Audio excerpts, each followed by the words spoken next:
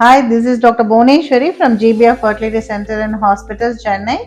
இன்னைக்கு பார்த்தீங்கன்னா முக்கியமாக ரொம்ப லேட்டஸ்ட்டாக இப்போ டெவலப் ஆகிட்டு இருக்கிற ஒரு டிபார்ட்மெண்ட் பற்றி நான் பேசுகிறேன். அது ovarian regeneration or hysteroscopy, PRP or stem cell regeneration அப்படிங்கிறது எங்கெல்லாம் தேவைப்படுதோ அங்கே வந்து நம்ம ஆன்டி ஏஜிங் தெரப்பி மாதிரி ஒவேரியன் ரீஜெனரேஷன் ஆகட்டும், எண்டோமெட்ரியல் ரீஜெனரேஷன் ஆச்சும் நம்ம பண்ணிகிட்ருக்கோம். ஸோ இந்த கேஸ் பார்த்தீங்கன்னா முக்கியமாக வந்து இதில் பாருங்கள், நான் ஹிஸ்ட்ரி அதுக்கப்புறம் சொல்கிறேன். இப்போ இந்த யூட்ரஸில் பார்த்தீங்கன்னா ஒரு சாலிடாக ஒரு வந்து ஒயிட் கலரில் ஒரு டிஷ்யூ தெரியுது. இதில் தான் வந்து நம்ம பாலிப் சஸ்பெக்ட் பண்ணோம். இந்த பேஷண்ட்டுக்கு தான் வந்து பிஆர்பி பண்ணுறோம். இப்போ இந்த இமேஜில் பார்த்தீங்கன்னா அவர் வந்து இது வந்து பிளட்டை வந்து போன் மேரோலேருந்து நம்ம இடுப்பு எலும்புலேருந்து போன் மேரோ எடுத்துகிட்ருக்காரு. மீன்வைல் என்ன பண்ணுறோன்னா நம்ம ஹிஸ்டாஸ்கோபி பண்ணுறோம். ஹிஸ்டாஸ்கோபி பண்ணிவிட்டு அதாவது யூட்ரஸ்குள்ளார நம்ம ஸ்கோப் போட்ட உடனே நம்ம சஸ்பெக்ட் பண்ண பாலிப் அங்கே இருக்கிறத பார்க்குறோம். ஸோ அது ஹாலிடாக நீங்கள் ஒரு வந்து டியூமர் மாதிரி ஒரு ரவுண்டாக ஒன்று இருக்கு இல்லையா, ஸோ அதுதான் பாலிப்புன்னு சொல்கிறது. ஸோ அந்த பாலிப்பை வந்து நம்ம பார்த்துட்டு ஃபஸ்ட்டு ரிமூவ் பண்ண வேண்டியது இந்த மாதிரி ஸ்பேஸ் ஆக்குபைங் லீஷன்னு சொல்கிறோம். ஸோ இந்த மாதிரியான பாலிப்பெல்லாம் இருந்தாலுமே நமக்கு வந்து ப்ரெக்னன்சி நிற்காது.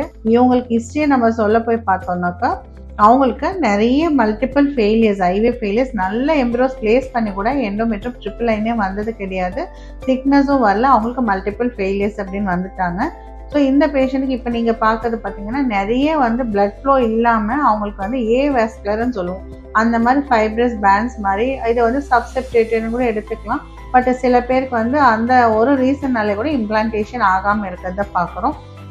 ஸோ இப்படி இருக்கிற யூட்ரஸில் தான் நம்ம ஓரளவுக்கு வந்து நம்ம வந்து அந்த செப்டல் ரிசெக்ஷன் மாதிரி பண்ணும்போது புதுசாக பிளட் ஃப்ளோவும் ரீஜெனரேஷனும் அங்கே நடக்கும்.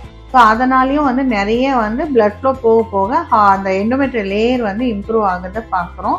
ஓவரியில் அதுக்குள்ளே அவர் ஸ்டெம் செல் எடுத்தாருங்களா, போன் மேரோ அப்படின்னு சொல்கிறோம், அதை எடுத்து அதுலேருந்து நம்ம ப்ராசஸ் பண்ணி ஒரு 20 மினிட்ஸ்குள்ளார உங்களுக்கு ஸ்டெம் செல் செப்பரேட் பண்ணுறோம். அதுக்கப்புறம் உங்களோட பிளட்ல இருந்தும் எடுத்து அந்த பிளட்ல இருந்தும் பிஆர்பி பிளேட்லெட்ஸ்ங்கிறது க்ரோத் ஃபேக்டர் கொடுக்கறது, அதையும் நம்ம எடுக்கிறோம். அதையும் எடுத்து நம்ம வந்து பார்த்தீங்கன்னா இப்போ இன்ஜெக்ட் பண்ணுறதை நீங்கள் நல்லாவே பார்க்கலாம். ஸோ யூட்ரஸ் எல்லாம் க்ளீன் பண்ணிவிட்டு அவங்களுக்கு வந்து இந்த ஏவாஸ்குலர் ஏரியாஸ்லாம் வந்து கட் பண்ணிவிட்டு உங்களுக்கு இப்படி தாங்க ரீஜெனரேஷன் பண்ணும். ஒரு சின்ன நீடில், இது வீடியோவில் பார்க்கறதுக்கு உங்களுக்கு பெருசாக தெரியும், ரொம்ப ரொம்ப ரொம்ப சின்னது, ஒரு 2 மில்லிமீட்டர்ஸ் கூட இருக்காது.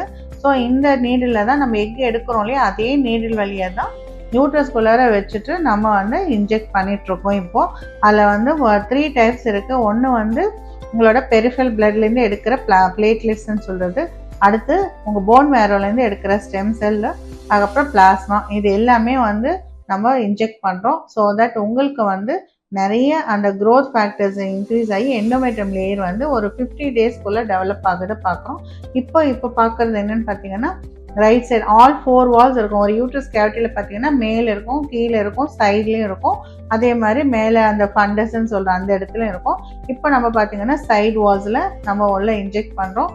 அது ஊசி அளவுக்கு தான் இருக்கும். நம்ம இன்ஜெக்ஷன் எப்படி போகிறோமோ அதே மாதிரி தான் இதை வந்து யூட்ரஸ்குள்ளார இன்ஜெக்ட் பண்ணி இதில் பார்த்தீங்கன்னா அவ்வளோ அழகாக ஒரு ட்ராப் கூட லீக் ஆகாமல் நம்ம அது வழியாக இன்ஜெக்ட் பண்ணிகிட்ருக்கோம். அது உங்களுக்கு தெரியாது, பட் ஆனால் அந்த இன்ஜெக்ஷன் வந்து உள்ளே போயிட்டுருக்கு அப்படிங்கிறது தான். ஸோ அது வெளியில் எடுக்கும்போது உங்களுக்கு சின்ன ஒரு ஹோல் மாதிரி தெரியும்.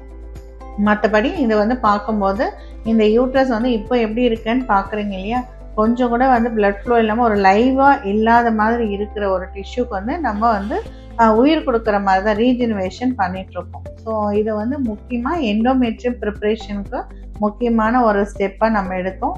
ஸோ இந்த எடுத்ததுக்கப்புறம் இந்த பெண்மணி பார்த்திங்கன்னா ஒரு 3 மந்த்ஸ் நாங்கள் வந்து டைம் கொடுத்துருந்தோம். பட் ஆனால் செகண்ட் மந்த்தே பார்த்திங்கன்னா அவங்களுக்கு எண்டோமெட்ரியம் ரொம்ப பியூட்டிஃபுல்லாக இருந்தது. இப்போ நீங்கள் பார்த்தீங்கன்னா அந்த எண்டோமெட்ரியம் லேயர் நீங்கள் பார்க்கலாம், அவ்வளோ அளவுக்கு வந்து அவங்களோட எண்டோமெட்ரியல் லேயர் வந்து நல்லா ட்ரிபிள் லைன் வந்துட்டு அந்த எம்ப்ரியோ ட்ரான்ஸ்ஃபர் பண்ணோம். எம்ப்ரியோ ட்ரான்ஸ்ஃபர் பண்ண உடனே அவங்களுக்கு நம்ம 2 எம்ப்ரியோஸ் நம்ம உள்ளே வச்சோம், 2 எம்ப்ரியோஸ் நம்ம பிளேஸ் பண்ணோம்.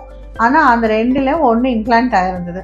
ஸோ இது வந்து ஒரு இம்பார்ட்டண்ட்டான ஒரு ஸ்டெப்பாக நம்ம சொல்ல முடியும்.